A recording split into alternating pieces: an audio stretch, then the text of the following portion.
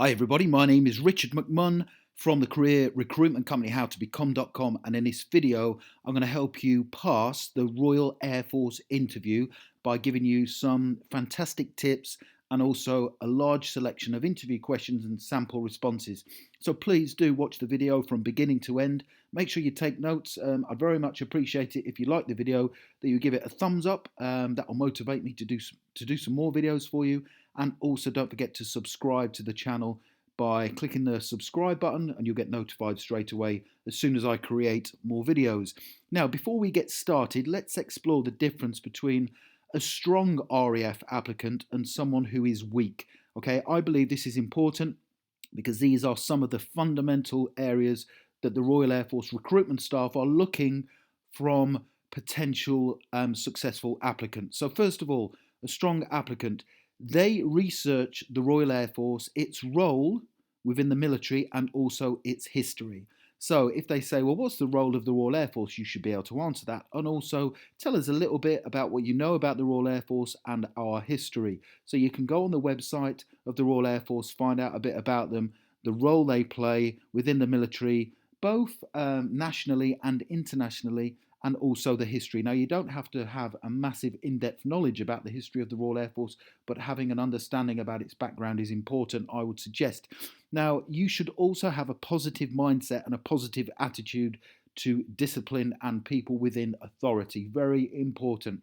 Okay, so the Royal Air Force doesn't want people applying who are negative, have a negative mindset about things, feel that life has been really tough to them. They want people who are positive, who take action, who get things done, and are supportive of other team members. Because remember, you are joining a team when you join the Royal Air Force, and it is a fantastic career, one that I would highly, highly recommend. But you need to be positive when you're applying, and like I say, also have a positive attitude to people who are in positions of authority. A couple of other important points. A strong applicant is someone who prepares their responses for the RAF interview questions beforehand. And of course, you might say to me, but Richard, how do we know what the RAF interview questions are? Well, I will give you the likely questions that you will get asked here and also on my website in a second. You also demonstrate good interview technique, and this is about walking into the careers office, being confident, not cocky, but being confident, standing up straight, not sitting down in the interview chair until invited to do so, having a firm handshake if you're invited to shake their hand, and having overall strong, good, positive interview technique and dressing appropriately as well. I'll talk a little bit more about that in a second. A weak applicant is basically the alternate of all of those. They are scruffily dressed. They've made not really any effort on their appearance, and they have a poor attitude. They demonstrate poor interview technique, and they've got no manners. They don't know what the interview questions will be, or they've not taken any effort to find out, and they have little knowledge about the Royal Air Force or their chosen branch that they're applying for. So let's have a look at a quick checklist. I'm going to put a few of these up for you to help you prepare. So these are the things that I recommend you cover. With regards to technique, you have a positive attitude, you have a positive mindset, and you have a great attitude and approach to people who are in positions of authority. You react well to discipline, and you are organized as an individual in your life. You dress appropriately for the interview. Remember, you are applying to join a disciplined service, and therefore you should wear suitable attire. You are basically going to be a role model for the Royal Air Force, and therefore you should demonstrate you have the potential to do that before you join. You thoroughly research the Royal Air Force, its role within the military, both locally and internationally, and also some about its history. A few other points, three more. You know the questions that are likely to be asked, and I'm helping you today with that. You've prepared your own responses to the interview questions, and I don't mean knowing your responses off by heart, but you should have an idea of how to respond when they say to you, for example, tell us the kind of basic training you're going to undergo when you join the Royal Air Force, and which parts are you going to find the toughest? So that's a question you will probably get asked, and you should prepare thoroughly for that. You also demonstrate good interview technique. What do I mean by good interview technique? Well, a firm handshake is really important when you walk into the careers office if they do invite you to shake their hand. So a firm handshake says a lot about you. Look the RAF recruitment staff in the eye when you shake their hand. I'm not talking about staring them out, but do look them in the eye when you shake their hand. Don't sit down in the interview chair until invited to do so.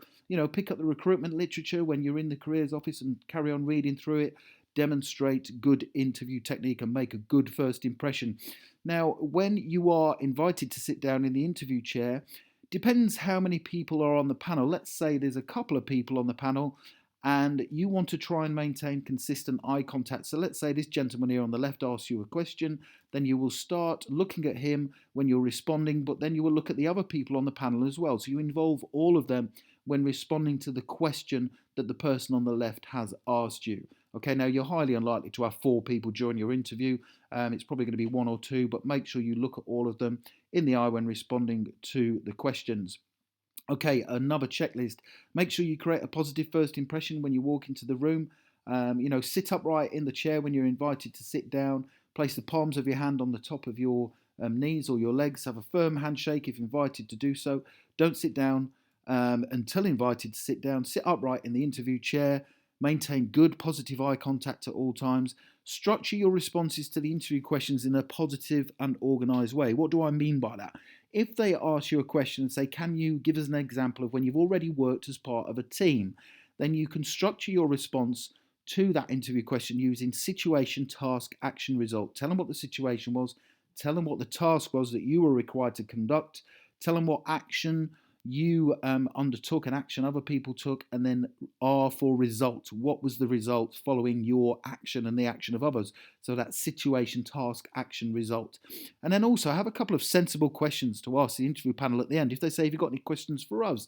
Then you can say, yeah, I was studying the Royal Air Force website and I noticed that this is currently going on, or you've introduced this into the organisation. How has that gone down? Or what challenges has the RAF faced? Something like that. Make sure it's a positive one that demonstrates you've carried out your research.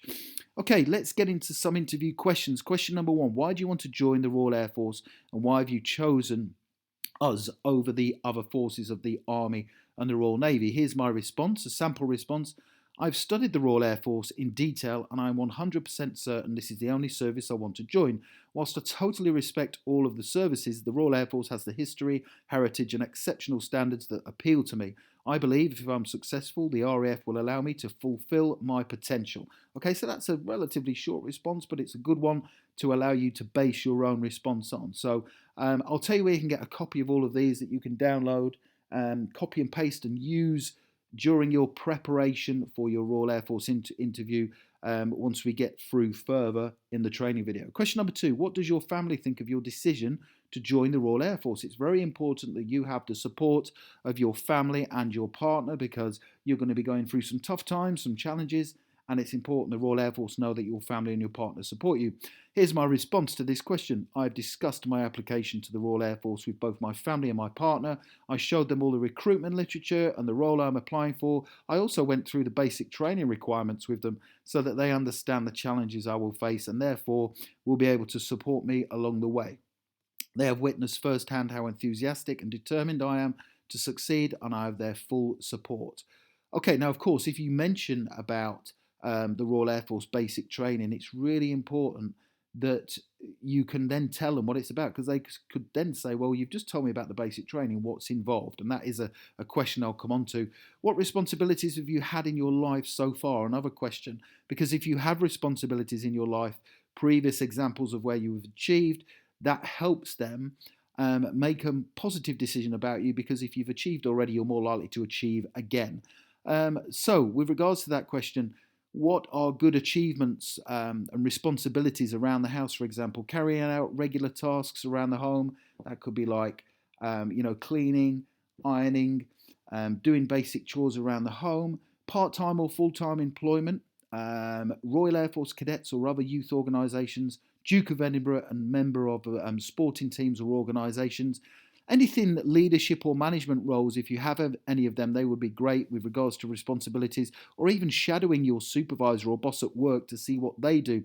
And also any kind of voluntary or charity work would be a benefit as well. Next question, how do you think you will cope with the discipline of Royal Air Force life and will you adapt well to being away from home for long periods of time? Here's my response.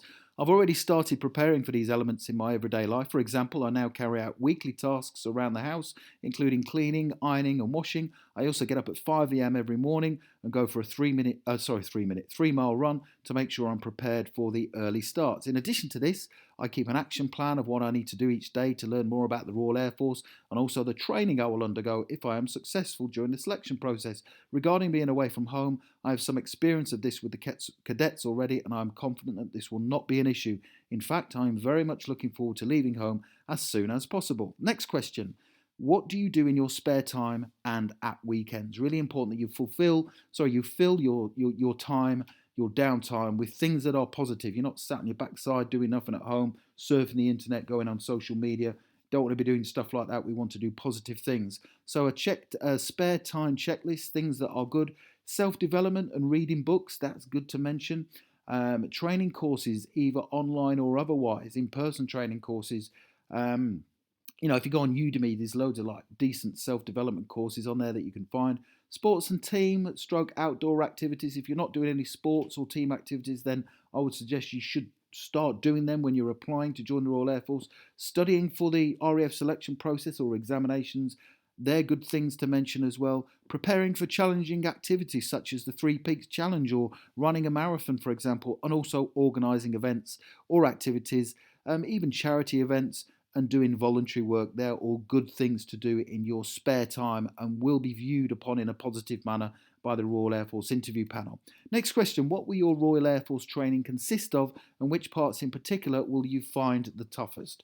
So you need to know what the training will consist of, basic and your chosen branch training, and also identify which parts you'll find the toughest. So you don't want to say, oh, this is what it will consist of, but to be honest, I'm going to find it easy. They don't want to hear that. Of course, we're all going to find some elements of the training difficult, but you first of all need to know what the training involves. So make sure you download a copy of the RF basic training structure, either online or they will have given you some of this during the early application stages. Read it and know the different phases. So know how long the training is, know the different phases and what you're going to go through, what's involved. Identify which elements you will find the toughest and what you're doing right now to improve. So I could say something like, I believe I would currently find the physical aspect the toughest. However, I have purchased a copy of the bleep test and I've been practicing it in my spare time. I can now comfortably reach level 10 on the bleep test. So if you do identify a potential weakness or an area you will find the toughest, tell them what you're doing to find it, to improve on it. For example, you might find map reading really difficult, but you're learning now before you join how to use a compass and read a map, for example. There are courses online where you can learn how to do that. So it's about identifying what your weak areas are and doing something now to improve upon them. Question 7, what are your weaknesses? Here's my sample response to this. I have to be honest, while studying for the RAF aptitude tests, I found that I wasn't particularly good at the sample numerical reasoning questions. Even though I did all right in my maths GCSE at school, I seem to be struggling with these questions for some reason. Anyway, I didn't let this deter me in my pursuit to join the RAF, so I decided to get some personal tuition at my local college. I managed to find a free evening class that helped me to understand how to carry out the questions. After a couple of weeks tuition, I soon noticed a big improvement in my scores and my ability to answer these questions. I'm still attending the evening classes, which I found to be a great boost to my confidence. I feel very confident now that when I do come to sit the tests, I'll be able to achieve the required scores. So that's just an example of something that I identified struggling with the RAF aptitude test, so I've done something about it. That's the important thing, is identifying your weaknesses but doing something about it. That's the most important element. Question 8, name 5 different Royal Air Force bases and their roles. So this is designed to assess how much research you've carried out, what you know about the Royal Air Force, and also where they're operating right now. Here's my sample response. During my research, I studied the many different air bases, and I even managed to visit a couple of them. The first air base that I study is RAF Bryce Norton, which is based in Catterton in Oxfordshire. This air base is the largest in the UK, and from here the RAF operate air transportation services and air-to-air refuelling ops. In addition to holding large numbers of aircraft such as the VC-10 and the TriStar K1, it is also the home of the Parachute Training School. Then there's RAF Gibraltar, which is manned by RAF staff.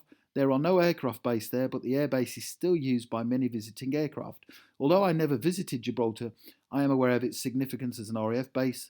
RAF Honington is another one, which is located in Bury St Edmunds, Suffolk, and this is the RAF Regiment Depot. Aircraft have not been at this base since '93. RAF Uxbridge is based in Middlesex, and this is the home of the number 63 RAF Regiment Squadron, and is also the HQ for music services. Finally, I studied RAF Odiham, which is located in Hampshire. Based at RAF Odiham are the number of different Chinook helicopter squadrons, such as number 7, number 18, and number 27. So that's just an example. You need to make sure that that information is still viable and correct when you're going for your interview. But that just gives you a broad outline of how I would demonstrate to them that I've researched the number of air bases and I know where they are and what they do. A few other questions. Where in the world is the RAF operating right now? Question 10. What are the different RAF ranks and the insignia? Definitely need to know that one. Question 11, what have you learnt about your chosen branch, about the training and what you will undergo? Okay, what I'd like to do is to give you more of these sample questions. I've got about another 30 I'd like to give you. If you click the link right now below the video, it will take you through to my website where you can get a copy of this guide. You can download it and carry on studying and learn more. Like I say, guys, I really appreciate if you would give the video a thumbs up and subscribe to the channel. I've got plenty more free training resources if you click the link below the video on my website. Thank you very much for watching, and I wish you all the very best for passing the Royal Air Force interview.